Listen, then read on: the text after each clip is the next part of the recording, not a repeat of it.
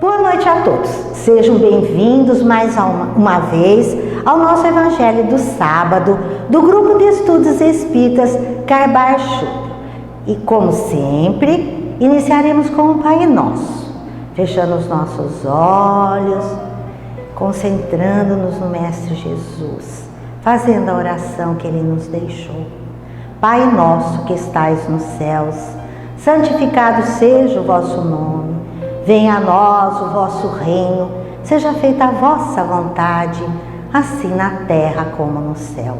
O pão nosso de cada dia nos dai hoje, perdoai as nossas ofensas, assim como nós perdoamos aqueles que nos têm ofendido. E não nos deixeis cair em tentação, mas livrai-nos, Senhor, de todo mal, que assim seja. Gente, mais uma vez, capítulo 16 de O Evangelho segundo o Espiritismo. Então, o Espírito Amélia Rodrigues, no livro Primícias do Reino, a psicografia é do Divaldo Pereira Franco, ela nos conta um pouco sobre a cidade de Jericó, e essa cidade ficava na rota para Jerusalém. No tempo de Jesus, a cidade de Jericó era um centro de atividades comerciais escolhido por negociantes, cambistas, peregrinos e caravanas que iam na direção dos diversos países do Oriente. A sua alfândega era cheia de gente e os negócios atingiam altas e expressivas somas. Era uma cidade muito bela, ela tinha sido embelezada por Herodes e Arquelau. Então ela apresentava casas suntuosas e muitos palácios em mármore. Ficava situada um pouco sobre o vale do Rio Jordão, beneficiando-se por isso, nos dias muito quentes, com as lufadas e a brisa fresca que vinha da direção do Rio Jordão. Nos dias frios, a temperatura mantinha-se agradável, sem quedas baixas. Disse, que Cleópatra passou um tempo em Jericó e adorou a cidade. Quando entardecia, a cidade tinha muitas rosas, então o aroma se espalhava por toda a parte, tomando conta da cidade. Campos e relvados eram sombreados por sicômoros, que eram figueiras bravas da região, romãzeiras, amendoeiras, flores nos tons de vermelho e amarelo. Suas tamareiras eram célebres em Israel porque elas produziam 3 espécies distintas de tâmaras e elas tinham o sabor doce do mel. Na cidade de Jericó residia um homem conhecido como Zaqueu. De acordo com as leis romanas, Zaqueu adquirira em asta pública o direito de fazer arrecadação dos impostos em Jericó. O que quer dizer isso? Em outras palavras, Zaqueu era um publicano, fazendo parte, assim sendo, de uma classe detestada pelos judeus. Então ele era obrigado a conviver com os ódios e as ironias do povo judeu, porque ele tinha essa difícil incumbência de arrecadar os pesadíssimos impostos e taxas determinados pelos romanos conquistadores. Então nós temos que entender como é que era isso daí para compreender a real personalidade de Zaqueu. O fato dele ter adquirido em asta pública esse direito de cobrar impostos, e ele era chefe dos publicanos de toda a região. Isso significava que ele já era rico antes de obter essa licença para cobrar os impostos. E assim sendo, ele residia num suntuoso palacete, tinha obras de arte de todos os países, um bom patrimônio em moedas e se cercava de luxo. E ele procurava manter, através desses bens externos, o vazio do seu coração. Ele procurava preencher, porque ele sabia que ele era detestado em toda a cidade. E aí nós temos, né, que entender que não só os hebreus tratavam mal Zaqueu, os romanos também, porque eles achavam que ele era, como a gente brinca, uma caca, né, uma titica de galinha, porque ele cobrava imposto do próprio povo. Então ele não era amado nem pelos hebreus e era desprezado pelos romanos. Era uma situação difícil para Zaqueu. Zaqueu, fisicamente, ele era um homem baixinho, baixa estatura, gordinho. Ele tinha um temperamento afável, mas enérgico, e ele tentava, sempre que era possível, dissipar aquelas nuvens de malquerença e animosidade que sombreavam seus dias. Mas as tentativas fracassavam, ninguém gostava dele. Muitas vezes, quando ele acariciava os filhinhos, colocava os filhinhos no colo, atormentado com a situação que ele enfrentava na cidade, ele ficava pensando no futuro, fazendo planos, e considerava que quando ele possuísse um pouco mais de bens, ele abandonaria aquele cargo de cobrador de impostos e deixaria a cidade indo para bem longe, recomeçando a vida em outro lugar. E ele se enchia de esperanças, achando que bastava somente esperar mais um pouquinho para que isso se tornasse realidade. Um dia, Zaqueu ouviu falar de Jesus. E as notícias sobre Jesus que lhe chegaram aos ouvidos, mais pareciam uma mensagem de amor, repleta de esperanças. Parecia irreal que alguém pudesse amar tanto como Jesus amava. Também ele, Zaqueu, tinha sede de amor. Ele ansiava por afeição, por amigos. Emocionado, quase chorando, ele recebeu a informação de que Jesus comia com pecadores e até conversava com publicanos. E na alfândega, alguém lhe disse que Jesus tinha um dos seus seguidores, um dos seus discípulos, como sendo um publicano, que ele fora até a coletoria e tirar aquele publicano de lá, transformando-o em um dos seus apóstolos. A gente sabe que esse era Levi, que nós conhecemos também como Mateus. Então ele estava admirado, empolgado com aquele desconhecido. Na cidade de Jericó morava também um cego de nome Bartimeu. Bartimeu era cego há muitos e muitos anos, provavelmente de nascença. E ele esmolava pelas ruas e pelas estradas. E ia direto na alfândega. E Zaqueu dava-lhe sempre um socorro financeiro, porque Zaqueu achava que precisava ajudar as pessoas. E ele entendia a solidão de Bartimeu. Ele pensava assim: eu e Bartimeu andamos no meio da multidão e ninguém presta atenção em nós. Todos nos deixam de lado, ninguém nos considera. Então, gente, no mês de março do ano de 30, no entardecer, Jericó estava com um aspecto festivo, porque havia muitas pessoas, muitos peregrinos ali hospedados, que iriam descer para Jerusalém para festejar a Páscoa. Naquela tarde, o movimento era maior do que o costume, porque falavam que o Rabi cruzara por ali e curara a cegueira de Bartimeu.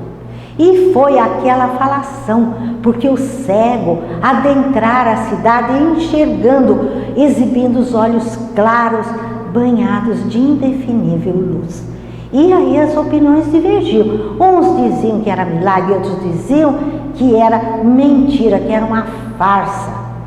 Todos queriam falar com o ex-cego e o rodeavam, buscando informar-se. Em meio ao tumulto, alguém gritou com voz ansiosa: eis que o Rabi Galileu se aproxima e logo mais chegará à cidade.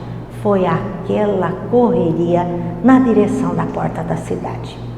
Zaqueu sentiu uma explosão emocional e ele sentiu também que precisava ver Jesus, embora ele acreditasse que não conseguiria falar com o mestre.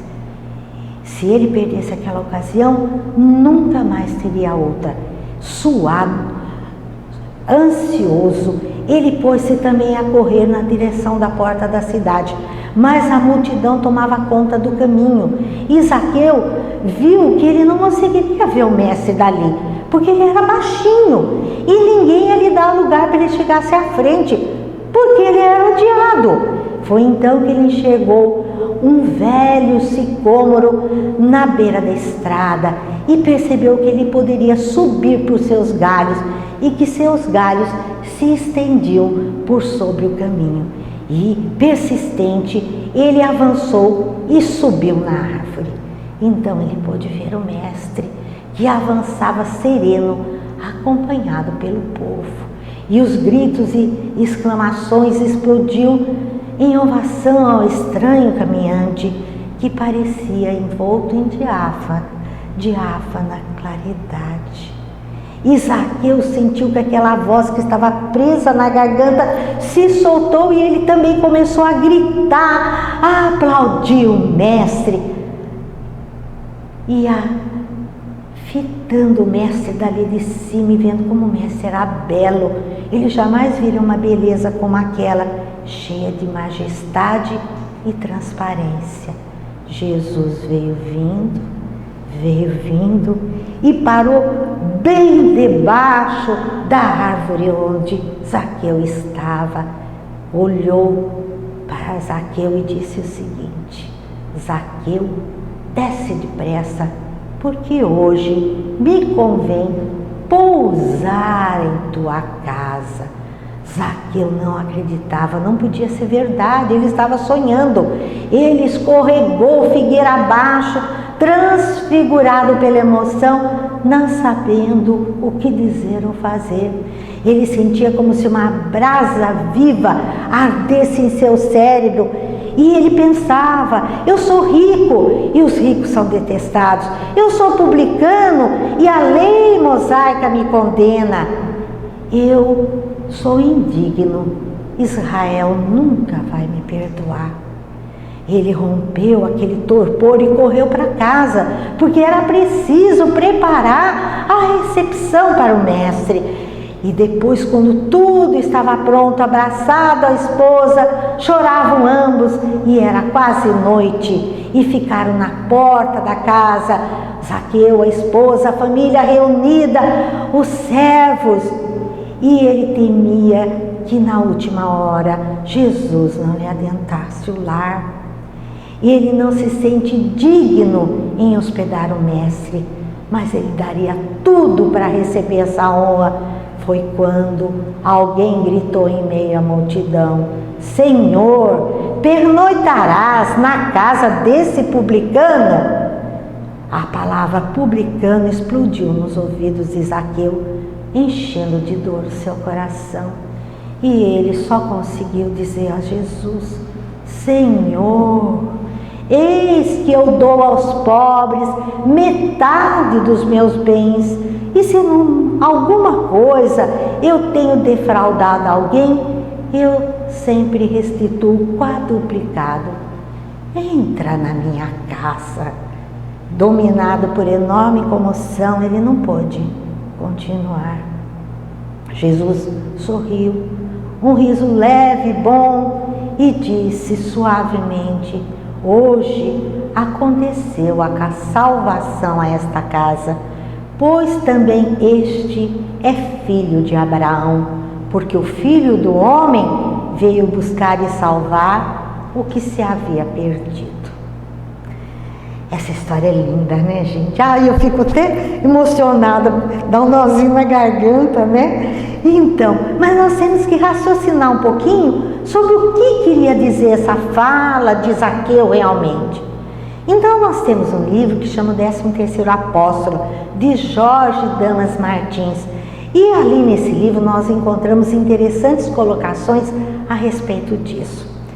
Então lá nós encontramos que, de acordo com os espíritos Amélia Rodrigues e Humberto de Campos, essa fala de Zaqueu não se tratava de uma promessa futura, mas sim de que ele estava informando Jesus que ele já distribuía metade dos bens dele entre os necessitados, evidenciando dessa forma que Zaqueu tinha um desprendimento dos bens terrenos, apesar dele atuar como publicano. E quando ele diz, se por acaso eu cometesse alguma injustiça, eu devolvo quádruplo, nós temos que ver o que a lei de outrora falava a respeito de defraudar e qual seria a pena. Então, o que seria defraudar? Seria exorbitar, cobrar além do que era para ser cobrado, cobrar uma taxa exorbitante, baseada em exigências falsas. Quer dizer, a pessoa cobrar mais do que devia cobrar. E quando ocorria isso, o que o publicano tinha que fazer? Ele tinha que devolver o valor que ele tinha cobrado, mais 20% de multa. E o que Zaqueu disse? Se eu fizer isso daí, eu devolvo 4 vezes o valor. Quer dizer que ele se esforçava ao máximo para não roubar ninguém. E além de tudo, se acontecesse, ele devolveria 4 vezes. Interessante, né? Essa colocação. Aí Jesus, quando ele solicita hospedagem a Zaqueu, é porque era costume na época pedir hospedagem. E Zaqueu confessou a Jesus o seu comportamento em relação aos pobres e a seus possíveis erros como um desabafo, e não como se ele estivesse exigindo algo de Jesus. Ele não estava, muito menos, fazendo uma promessa a Jesus de que a partir daquele momento ele faria aquilo, porque ele já fazia aquilo. Vocês percebem? O povo judeu considerava Zaqueu desorientado e perdido, só porque ele era publicano. Mas Jesus lia os corações, sabia que Zaqueu era justo e o consola generosamente. Desde aquele dia, Zaqueu seguiu Jesus. Ele renunciou ao seu cargo de cobrador de impostos, reservou o necessário para que a sua família tivesse uma vida boa, confortável e para que ele se mantivesse, e doou todas as suas terras e bens aos necessitados. Aí ele foi até os apóstolos e se informou: o que eu preciso fazer para ser também um discípulo de Jesus? E os apóstolos, que tinham o costume do batismo naquela época, eles batizaram Zaqueu e ele recebeu o nome de Matias. Então, Zaqueu recebeu o nome de Matias, como Levi recebeu o nome de Mateus. Foi quando ele conheceu Maria, a mãe de Jesus. E desde o dia que ele conheceu Maria, ele se ligou a ela. Nós sabemos da ligação dele até os dias atuais com a mãe de Jesus. Eu brinco dizendo, né, Maria, que ele é assim com a mãe de Jesus. Então, gente, após a crucificação do mestre, Matias, que era antes Zaqueu, passou a servir na Casa do Caminho. E os narradores dos eventos evangélicos têm isso registrado em livros da época.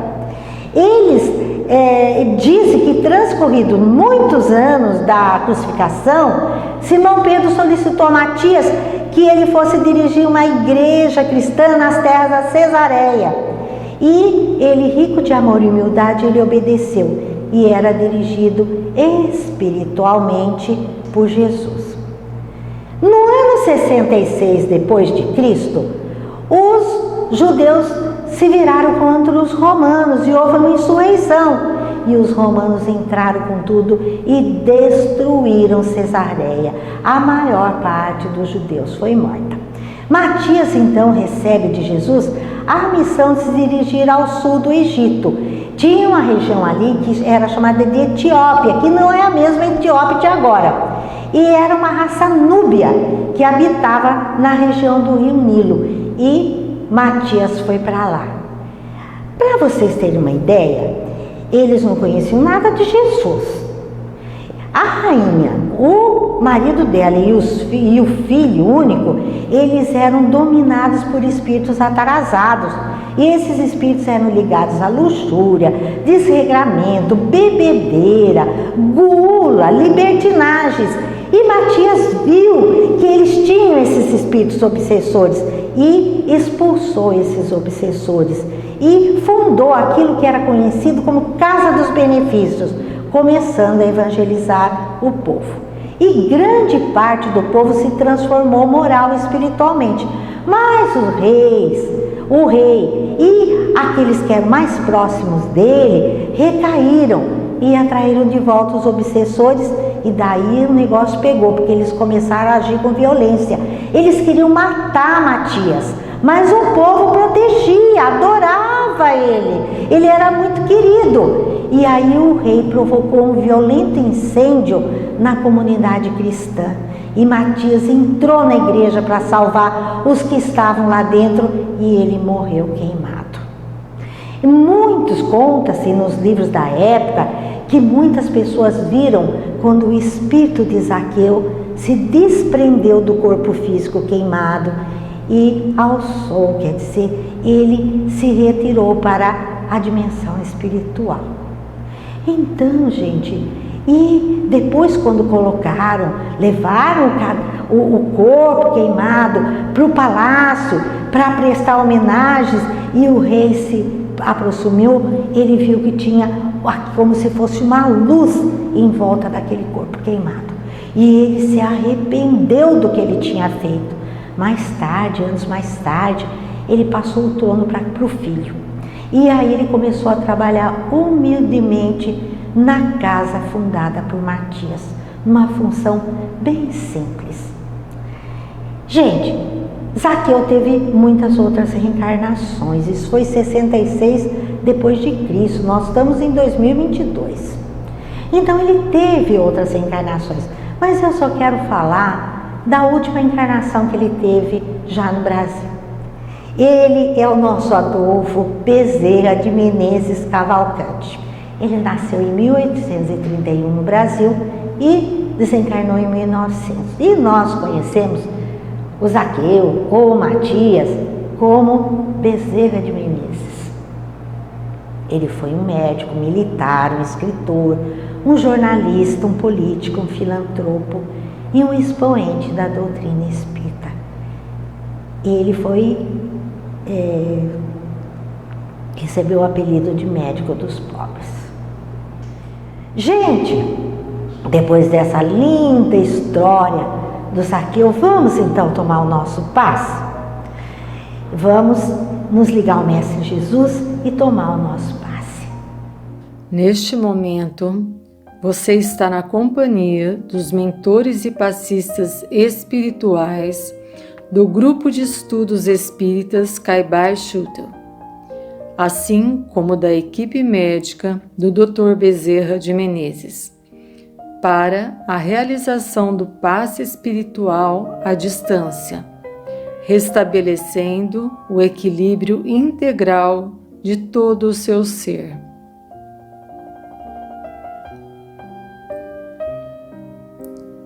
Siga nossas palavras com o coração e o entendimento.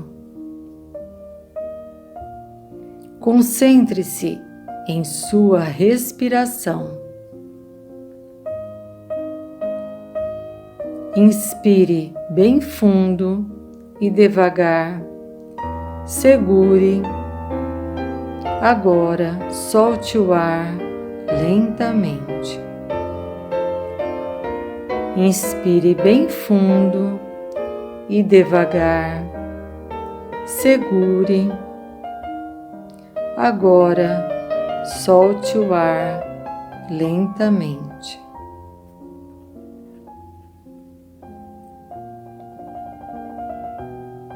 Inspire bem fundo e devagar.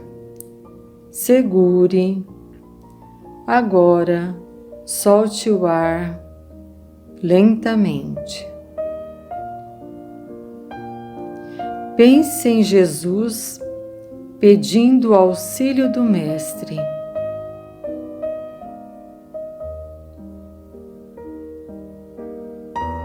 Imagine-se debaixo de uma cachoeira, a água caindo sobre você, limpando seu corpo físico e perispiritual.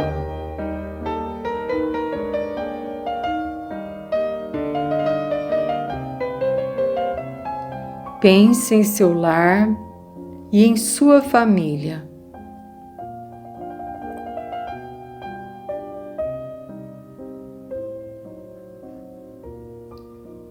Pense em seu local de trabalho e estudos.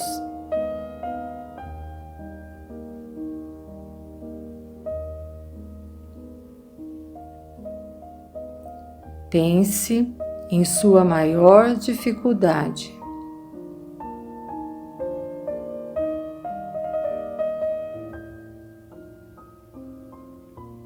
Agora, imagine o sol derramando suas energias, inundando você de saúde, vigor, esperança e paz.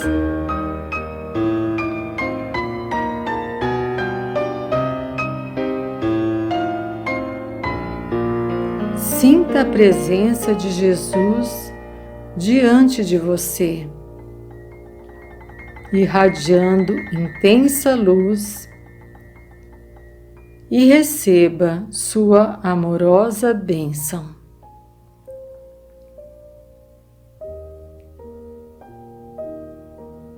Agradecemos a Jesus pelo tratamento espiritual.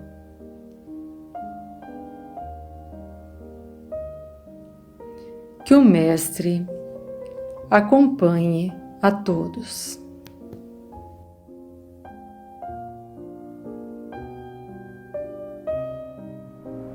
Passe tomado, vocês tomaram água fluidificada. Vamos então nos despedir. Hoje, gente, eu gostaria de pedir que vocês orassem pelos nossos irmãos da Ucrânia que estão sendo invadidos e orassem também por esse presidente da Rússia tão ligado ao poder, para que ele possa despertar que não há poder que vale o sofrimento de outras pessoas. Então vamos nos unir pedindo paz, porque o mundo espiritual desejaria isso, deseja isso, e nem a Covid amansou determinados corações. Vamos lá então, gente. Um bom fim de semana para todo mundo. Abração. Tchau, tchau.